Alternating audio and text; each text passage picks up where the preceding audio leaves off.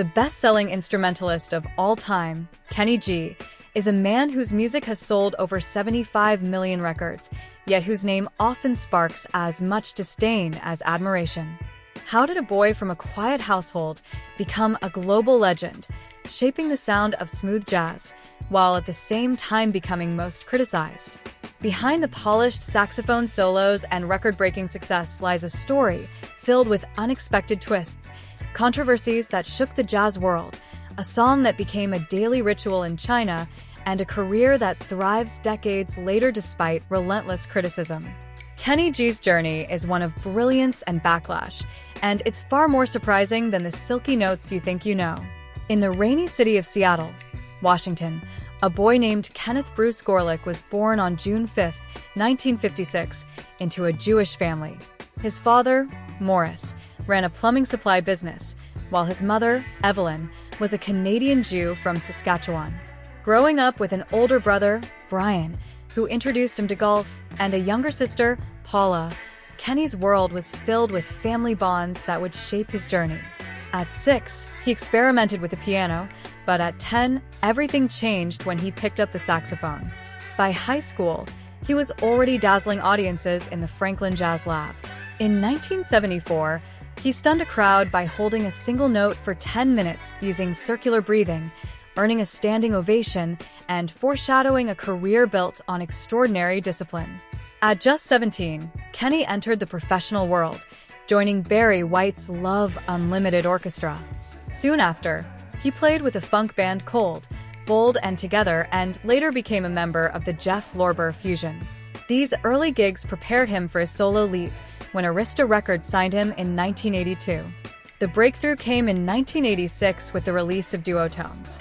A performance of Songbird on The Tonight Show catapulted him to stardom, the single climbing to number 4 on the Billboard Hot 100. His smooth, romantic saxophone sound became his signature, and the album sold millions. Just 6 years later, Breathless shattered records, becoming the best-selling instrumental album of all time with over 15 million copies sold worldwide.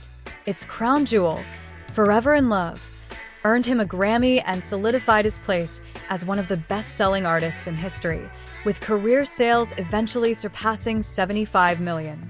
His saxophone soon became a global fixture, featured on soundtracks like The Bodyguard and alongside artists ranging from Whitney Houston and Celine Dion to Frank Sinatra and Kanye West. But while fans adored him, critics were far less forgiving. Jazz purists accused him of simplifying the art form, turning it into background music. The controversy peaked in 1999 when he overdubbed Louis Armstrong's "What a Wonderful World." For some, it felt like he had crossed a sacred line. Yet Kenny G pressed forward. Ironically, while critics debated his artistry in America, his music was embraced in unexpected places.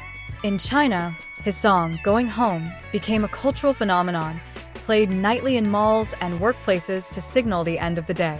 Beyond the spotlight, Kenny G has lived with relentless discipline. He still practices the saxophone 3 hours daily, perfecting his sound. He is an accomplished golfer, an aviation enthusiast, and in 2024, he added author to his list of achievements with the release of his memoir, Life in the Key of G. His later albums, including New Standards in 2021 and Innocence in 2023, showed his willingness to explore new sounds, while collaborations with The Weeknd and, most recently in 2025, Cheat Codes, proved his music remains relevant to new generations. His personal life has been as eventful as his career.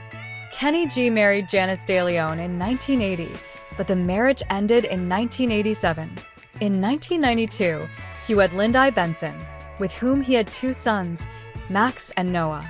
Their marriage lasted 20 years before ending in divorce in 2012, followed by a lengthy legal battle over spousal support that resurfaced in 2023.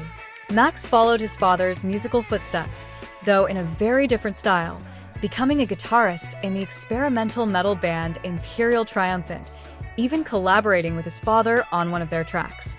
Noah, though less public, has often been seen alongside his family. More recently, Kenny G appears to have found companionship again, as a 2024 post from Katina and referred to him as her amazing boyfriend. Financially, he remains one of the wealthiest instrumentalists in the world, with a net worth reported around $100 million. His wealth stems not only from record sales but also from savvy real estate investments, including a Malibu property that generates substantial income. From a little boy in Seattle with a saxophone to a global superstar who has sold out arenas and sparked endless debates about what jazz should be, Kenny G's story is one of passion, controversy, reinvention, and unwavering discipline. Loved by many, criticized by others, his music continues to transcend borders and generations. One thing is certain, Kenny G has left a sound that will echo forever. Thank you for watching.